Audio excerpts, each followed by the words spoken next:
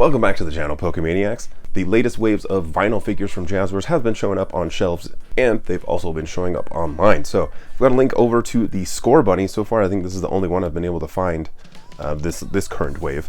But again, these are popping up on stores, just it kind of depends on distribution. So in case you were hunting it, I'll put it down in the description for you, as well as the Gengar.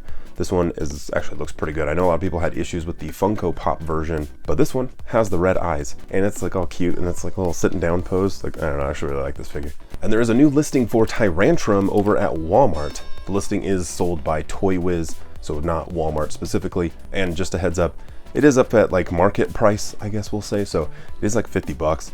I hate to bring scalper prices into the videos, but I know a lot of people are just desperate to pick up this thing, so it's available to you guys if you would like to. And if you have some like Amazon gift cards laying around, I will also link the Amazon listing for it as well. And as you watch the video, you might be like, oh my god, Stephen, you normally wear just a plain black t-shirt when you do these videos. And you would be correct. But today I am wearing one of my own original designs. I've got this for sale over at our shop. This one inspired by the episode and what turned into a meme of Brock talking about rice balls, but because of the translation, calling them jelly donuts. The shirt fits pretty well. It's got a nice like trim cut, which I like because I'm a little bit broad-shouldered and larger chested. So I enjoy the fit, and it's a nice stealth way to kind of represent your Pokemon fandom. Again, so if you want to make this yours, I've got to link it down in the description, as well as I think there's like a carousel underneath here, underneath the video down there. And also, yes, I am recovering from a little bit of a sickness right now, so please forgive me. A couple more days and I think I'll be okay. Over on the English Pokemon Center, we've got a couple new items. We've got some graduation gifts here. I always enjoy that they do these things. I think they're really nice. And congrats to any of our 2025 graduates. Pokemon Center also restocked a couple plushies. So we've got the Psyduck.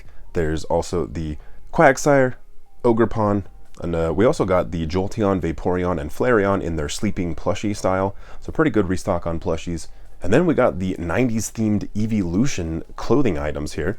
These are super fun, really actually surprisingly really good looking collection. Definitely has a lot of those like 90s throwback vibes, but makes it look way more stylish than I think any of us actually were in the 90s. The Japanese Pokemon Center has a new wave of Mon-Collie figures. This wave is going to consist of Jigglypuff, Slowpoke, Dedenne, and Ditto. The styling is a little hit and miss here. I think the Slowpoke looks fantastic, but the Jigglypuff looks a little bit off. I don't know, like it just looks like it's squished or something to me. But these next figures, oh, I love these. The Remint figures, we've got a new Terrarium collection. This is collection number 15. This wave is coming at us with 6 new figures consisting of Venusaur, Charizard, Blastoise, Mewtwo, Mew and Pikachu, and Lapras. And really, all of these look really good, especially, I'm a big fan of this Mewtwo, the way that he's just like flying across the night sky. That looks really cool to me. All 6 figures are up for pre-order right now and will be releasing on July 28th. And then Team Star is actually getting their own whole collection of merchandise over at the Japanese Pokemon Center. So this collection is going to consist of the iconic Eevee backpack. There's also a hoodie with eye mask, a long sleeve shirt, a sweatshirt, some rubber keychains of the various trainers, some ballpoint pens, an acrylic stand, and some keychain plushies of the various members here. And to top it all off, we've got a plushie of Varoom. In addition to all this, it looks like Pokemon Center Online will be featuring some figures of the Starmobiles. These are replicas of the vehicles owned by each Team Star member. It's where like the battles take place, like when you actually, if you played Scarlet and Violet, you know. But really cool, I feel like this is a nice, like, deeper cut. Team Star isn't really, I don't feel like they've gotten a lot of attention in the merch. They've had some pretty cool cards though. In video game news, we now know that the Nintendo Switch 2 is going to be coming out real soon. It's going to be releasing on June 5th. Personally, I'm very excited for the Switch 2, and with the new console, we're going to be getting ourselves a couple new Pokemon updates. So one, the Switch 2 is going to feature some upscaling features for a lot of games, and it looks like Scarlet and Violet will be a part of that list where we're going to have some upscaling, which I think the game desperately needs something like that, so I hope that they pulled it off. And then in addition to that, Pokemon Legends ZA is actually going to get its own Switch 2 launch. So a completely separate game from the Switch version. It's going to include some enhanced graphics. I doubt that there's going to be too big of a difference outside of that, but I think after playing Scarlet and Violet, I'm going to take the performance enhancements. And then even more hype for the console, because during the announcement, they talked about the virtual console for the GameCube being available on the Switch 2. As long as you're a Nintendo Switch Online expansion pass owner.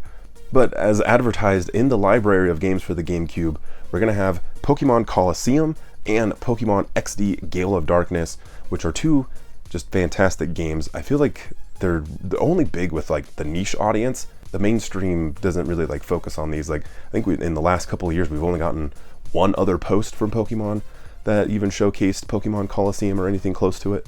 But I really like these games. They were supposed to be like a little more mature, I guess, because like the protagonist was like late teen years. But it was just a little bit darker of a tone, and I just remember them being a little bit more challenging than some of the core games. So I'm excited for these. I really liked these games. But the excitement was dampened because shortly after, the US government did announce all of their tariffs that are going to be taking place. Now, I do want to try to make this not a political thing, so we're just going to stick to just the tariffs. I've yet to see a internet discussion around politics go well, so let's just try to avoid that. But these tariffs, I will say, this sucks. Due to the tariffs, Nintendo and other major retailers like GameStop have announced that they will be delaying pre-orders for the Nintendo Switch 2, but so far the release date is going unchanged. From what they say in these announcements, they're looking to just kind of like figure out what goes on with the prices before we like actually start paying for these things. Which is understandable because if you've been following any US politics, these tariffs have come and gone and changed percentage points, so like it's going to be very hard for them to predict, you know, like what we're actually going to pay for the console during this kind of indecisive time. But in the long term, I hope this goes well for people, especially as a US citizen myself. But the Switch 2 could potentially be hit anywhere around a 46% tariff on it, which people already were complaining about the $450 price for just the console. But at 46%, that $450 turns into over $650 for the Switch. And that is painful. Not to mention, we're a community of collectors here. We don't know how these tariffs are going to potentially affect Pokemon cards, Pokemon toys. A lot of these manufacturers, you know, they manufacture the toys overseas in the APAC region. Thankfully, Pokemon has a manufacturer of the Pokemon cards here in the US, but then that also potentially hurts people like in Canada, people in Mexico. Like, I don't know, this whole thing is just very tricky. I don't know, if you have any sort of silver lining, put it down in the comments, but again, I don't want to make this political. It's just, I don't want to have to pay more. This part kind of sucks. Anyways, fun story. If you go onto Google, at least on your phone, when you search for a Pokemon name, there's a whole new like little interaction that you get when you search for it, and the Pokemon like pops up, it like catches it for you, and essentially you're trying to just build your Pokedex from the original 151, and it like adds it to your like Google Pokedex. It says that it can be reset at any time, so like if you're sharing a phone or whatever it is, you can always go catch your favorite Pokemon, or just do it over and over again. So just kind of a fun little feature that Google is doing with Pokemon. Let me know, have you tried searching for your favorite Pokemon on Google? And hopefully you won't have to search too hard to find the next video. Just hit that subscribe button and also hit the like button while you're over there. Interesting times we live in 2025 as a Pokemon collector, but I really appreciate you guys being here, going through all of this with me. Thanks for watching. I appreciate you guys. Take care of each other out there, and I'll see you very soon on the next one.